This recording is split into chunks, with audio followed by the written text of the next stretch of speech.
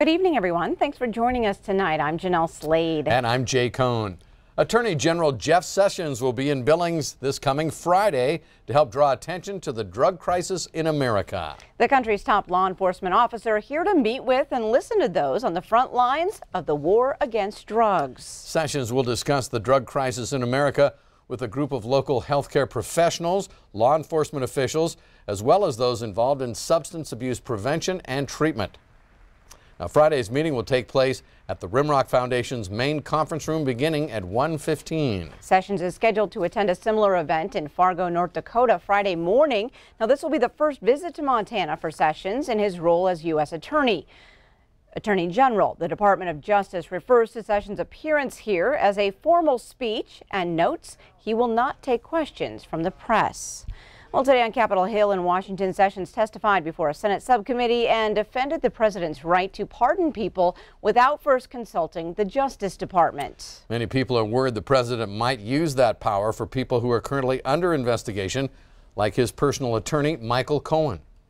The pardon power ought to be exercised with great care, and that you believe in the role of the pardon attorney in that process. Do you stand by that statement?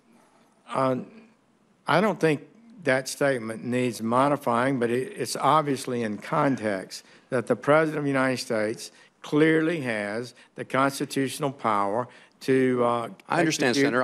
Let me finish. No. Execute pardons without inquiring of the pardon attorney. It's been done very frequently in history. Those other pardons were Sheriff Joe Arpaio and former Bush administration official Scooter Libby. The nation's Supreme Court justices peppered both sides with questions as President Trump's proposed travel ban came before the nation's highest court. CBS's Mola Lengi reports. There were protests outside the Supreme Court, while inside, the justices considered whether to allow President Trump's travel ban. The state of Hawaii challenged the policy and argued before the court. Our nation was founded on a different premise, on the idea that you could come to its shores and be treated fairly. And our immigration laws reflect that. In recordings from inside the hearing, the administration argued the ban applies to just 7 countries. It omits the vast majority of the world, including the vast majority of the Muslim world, because they met the baseline. And Justice Samuel Alito pointed out that only 5 out of the 50 Muslim countries are affected. Would a reasonable observer think this was a Muslim ban? The court will consider that question and whether the ban is motivated by religious hostility. Its decision is expected by late June. Ramla Saeed is from Somalia and says the nation's soul is at stake. You just can't imagine the devastation and the loss that someone feels to know that they cannot be reunited with their parents and their loved ones. Opponents were looking for signals from either John Roberts or Anthony Kennedy that they might side with the court's liberals, but their questions appeared to favor the administration and the president's power to make judgments on national security. Mola Lengi, CBS News, at the Supreme Court. Back here in Montana, for most of the 5 Democrats who want to challenge Republican Congressman Greg Gianforte, reforming health care is a top priority, but they have distinct differences on how to do it.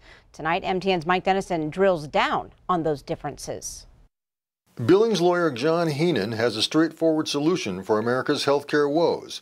Government-funded health insurance for all citizens, commonly known as Medicare for all. It would actually save $500 billion, so the better question is, how can we afford to keep up with the status quo? We're the only industrialized country that doesn't have a single-payer type program. He says people already on Medicare, those 65 and older, love the system because it's simple, controls costs, and is financed by small premiums and taxpayer dollars. So why not extend it to everyone?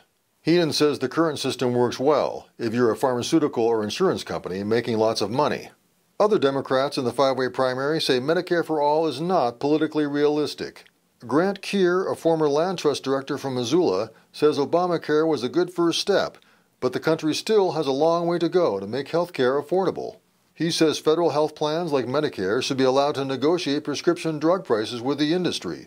And he wants a public health insurer to compete with private insurers on the individual market. I think that the Medicare for all solution is incredibly complex. I think it's pretty pie in the sky, and I think it's an empty promise that I don't particularly want to make to Montanans. Former State Representative Kathleen Williams of Bozeman has a detailed plan to reform health care. Its centerpiece is allowing people ages 55 to 64 to buy into Medicare coverage, decreasing costs for them and, she says, in the long run, for Medicare itself. We think that will create, and it already has created on the campaign trail, a grassroots demand for moving all of America to a stronger public option and a better all-around healthcare system. Bozeman attorney Jared Pettinato says drug manufacturers should not be able to charge Americans any more than they do consumers in other developed countries. Environmental lawyer John Meyer hasn't made healthcare a big part of his campaign. Of course, healthcare is just one issue, but it's a big one for Democratic voters. They'll decide in the June 5th primary which of these healthcare messages will compete this fall against Gianforte. Reporting from Helena, Mike Dennison, MTN News. Thanks, Mike. And absentee ballots for the primary election will be mailed on May 11th. KTVQ and the Billings Gazette today went to court to intervene in a case that involves 3 Billings police officers who have been disciplined for having sex on city property. The media organization is asking to be heard in the case after Judge Michael Moses sealed documents in the case on Monday.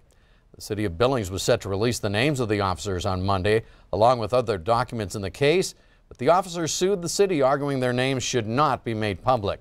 Judge Moses granted a temporary restraining order preventing the release of the officers' names and has set a hearing on the matter for next Thursday.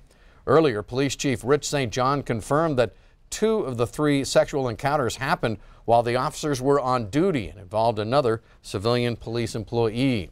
The filing by Q2 and the Gazette asked the judge to grant the news organizations a chance to make arguments in the case and to vacate the sealing of the documents. It also argues that by sealing the case filings, the judge has violated both the state and the federal constitution. Well, despite the current controversy involving the 3 officers, today's 60th annual crime prevention luncheon singled out 4 members of the local law enforcement community who stood out over the past year. Police Chief Rich St. John referenced the situation in his department, saying that the controversy should not take away from the accomplishments of others. What has been reported is not consistent nor a reflection of the high standards of professional conduct exhibited daily by our officers. Held by the Downtown Billings Exchange Club, 1 from the Montana Highway Patrol, 1 from the Billings Police Department, Yellowstone County Sheriff's Department, and the Billings Fire Department received an award for their dedication today. It was a moment to honor those in the field and those who help out behind the scenes. You know, I think it's great because they don't always hear all of the thanks. We see, things in the news, but a lot of times it focuses on the negative or not exactly what they're doing here in our communities. So we love to do this. Part of the Exchange Club, this is one of our focuses, and it's great to have them. The 4 honored today: Officer Ryan Kramer of the Billings Police Department, Captain Sam Bofto, who leads the Yellowstone County Detention Facility. Also, Trooper Trevor Chase of the Montana Highway Patrol, and Ann Kindness, who has managed the 911 call center for more than 20 years. A commemorative handgun was awarded to each of the honorees. Tonight, Billings police have released information about a suspicious death from earlier this month. Back on the 5th of April, police found an unconscious man on the ground in the 200 block of Terry Avenue. He was quickly transported to Billings Clinic, where he was identified as 56-year-old Darcy Diaz, a transient. Diaz remained in the hospital until he died April 16th. Now, official results of his autopsy have not yet returned. On to the weather scene. Some incredible video we have for you from the Department of Transportation. Bob, this shows the grass isn't always greener on the other side, so well, to speak. They're starting to plow the Beartooth Pass, and they wanted to know, well, what's up there? And we're going to take a look at that. But first, before we get to that, I wanted to show you, we broke the record for all-time snow here in the Billings area, right? And now we're at 106.1 inches. That means we're at number 5 in the top snowiest cities in the U.S. with 100,000 plus population. Erie, Pennsylvania is number 1 at 198 inches of snow this year. By the way, their old record for their all-time snowiest was 149. Now take a look at this. Here's from the Montana Department of Transportation. Look at all the snow up on the top of the Beartooth Pass. It's going to be a while before they start plowing up there, but they needed to know how much was up there. And so, yeah, it looks like there's a lot of snow, and it's going to be several days before they can get up to it. Anyway, that's what's happening in weather, and we'll have more coming up in a few more minutes. All right. Thank you very much, Bob. A shortage of skilled workers and an effort to improve industry safety motivated a company to build driverless equipment. And today it tested and demonstrated some of that equipment on a Billings construction site. Q2's David Jay is here with us with more about this new technology. David. Its robotic construction equipment is at a pivotal point, much like the airplane after the Wright brothers' first flight. CMG Construction and Built Robotics, based in San Francisco, showed that the new technology and the operating skid on the land for the Den Bar and Casino near 54th Street West and Grand Avenue. The autonomous construction technology uses GPS and helps guide the machinery to level the land. The company has tested the equipment, but this is the first time for an actual commercial site. They say they're in the research and development phase, just as Orville and Wilbur Wright were after a 12-second flight in 1903. We're taking the first flight today in that process. This is the 12-second flight that took place. What they're doing is writing code and tweaking the algorithms. This is not somebody on a remote control somewhere else. It's actually operating itself. A couple of sensors will see how much material it has in the bucket, and also it'll check the resistance of how much material it's pushing. New technology is coming out all the time that makes it interesting and makes it cutting edge.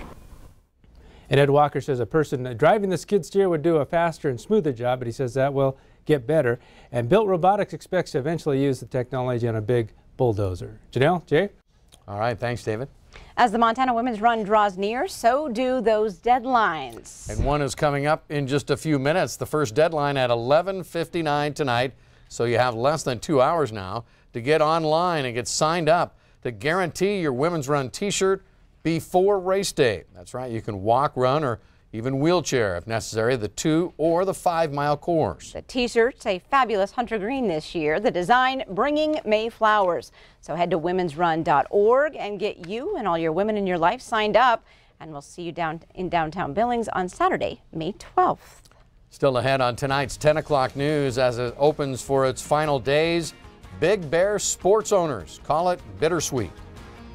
Plus later, it's another pup date for everyone in love with the 4 fuzzy miracles at Zoo Montana. And in sports tonight, the stunning NHL season in Vegas continues for this former Billings Bulls trainer.